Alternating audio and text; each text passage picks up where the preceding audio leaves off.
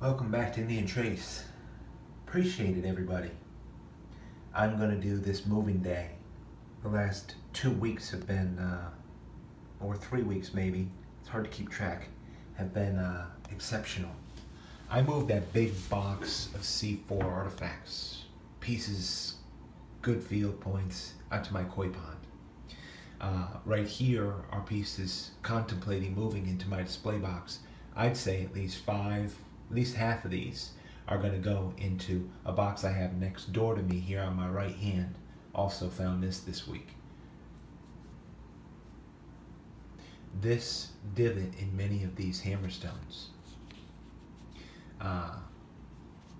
after consensus, my best guess, and we are really guessing at a lot of this. Of course, the outside edge of this has been worked as a favorite tool and spun, but the spinning didn't do that. The thumb did not do that. My guess is they had spindles often to hold and put pressure on when they were starting their daily fires, and what a need that was. And so a lot of divots in these. They're not deep enough. They're not really nutting stones. That's probably what that is. Some other great points right there. Those are going in the box that we know of, and I'm going to make mention of what you're seeing right here. What a group of blades. And in my heart, these don't belong to me anymore. These have been bought. And there's a check in the mail coming for these blades, these knives. You'll see the familiar pattern when you're finding artifacts like these, of a worn off one side edge. Look at the size of this thing. Unbelievable quartz. But before we go further, check these out real up close on this moving day. It feels like a Saturday, but it's not. We look at this. You guys know what this is. Recently at the clay pond, I told you, my quota is coming up. I mean, these are big pieces of pottery right here. Usually now I'm sticking to collecting the big pieces. It's all good stuff. Usually I don't go much below a quarter, the size of a quarter, when I'm collecting this pottery, because it builds up. And this is a box of a liquidating box, as you guys have heard before. Many people who tune in just click through. This box and these artifacts are available for you if you want them cheap. I need postage, maybe a small collector's fee. We'll talk about it. Say if you want to invest, I don't know, $50, $100 in, you know I'm going to set you up with a great group of artifacts, including pottery if you want it. And look at this. I'm all for it, because what my interest is on Indian Trace is to get, in this box right here are all C3s. They're all really great, pretty much full artifacts. Take a look for yourself if you pause it. And it's my hope that they all find great homes. I can't put them in my display box. I'm not going to continue to build and multiply my own personal collection. I'm going to make it refined. It continues to trickle up, as we'll see in a minute, with the pieces that I have up there moving. Notch points, and I do have some idea about the notch points. Another request came in with those blades to throw some notch points in there. We got stem points, notch points, marl mountains, Guilfords, big pieces. Over here, we've got a quartz scraper I found this morning, really great stuff. Some other scrapers. Just look at this group of scrapers. Important hide scrapers. And I haven't been able to get them together yet for you though, but those are yours, Frank. I'm gonna have to figure out how to mail them out there. Unbelievable stuff. Look at this drill channel.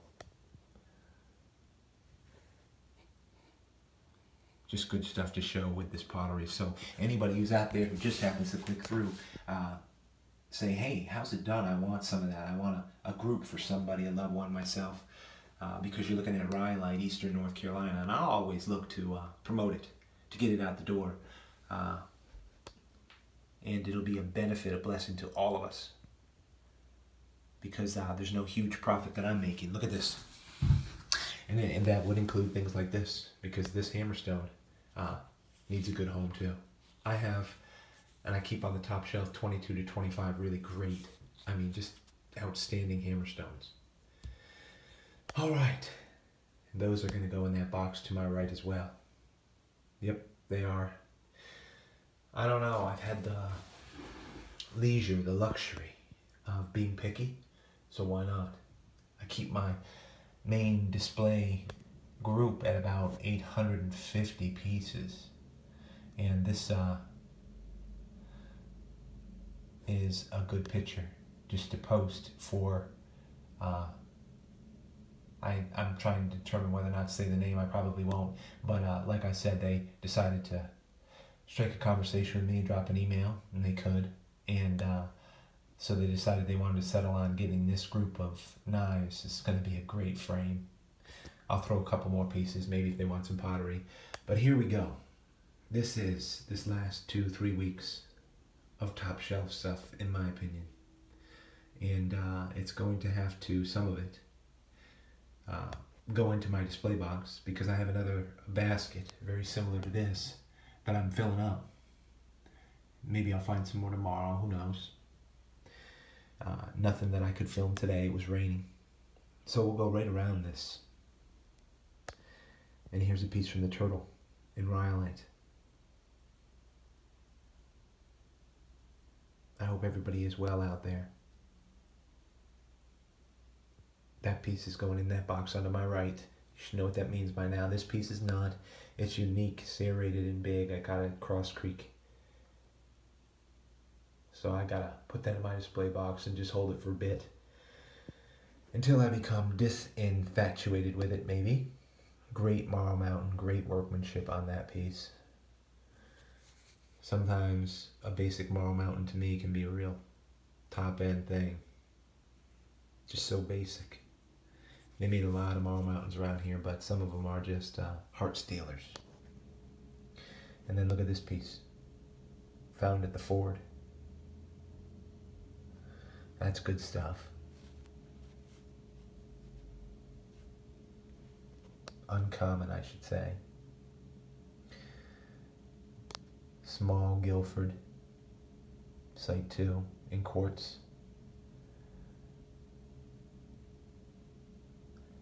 Couple more small points. The one on the right in rhyolite is Guilford, and the one on the left is a little bit of a stem point, a little bit of a Marl Mountain. Nice material. It's a great point right here in quartz. Relieved off the back, it is. I don't know if I could show you. Just take my time, because lazy afternoon here. I know a lot of you guys are. Yeah, it's translucent. All this quartz here is. Great relief off the back on both sides. Interesting point right there. I found that at Riverdale. Here's a great point from Site 2. Over there at the Ford. Just happened to like that. That'll go on my display. Just those two will. To give an idea of the way it works, and this piece, this works so good from the archaic, is going to go in the box on my right.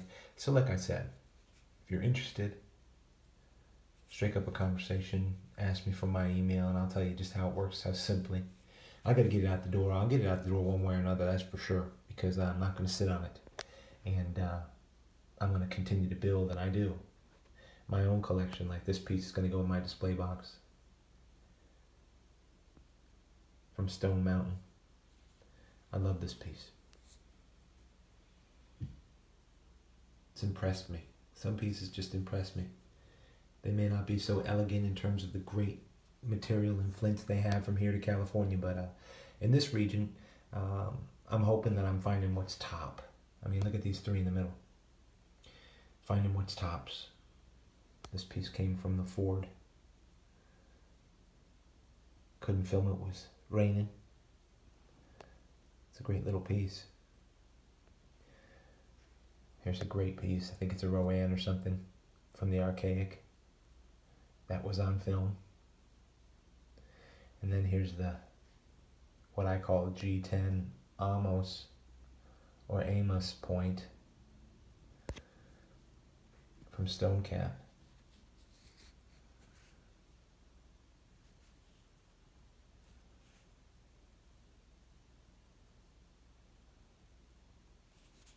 And so I don't know. I mean, I do my best. I don't think it gets any better than this. And it humbles me. So I do my best just to share it.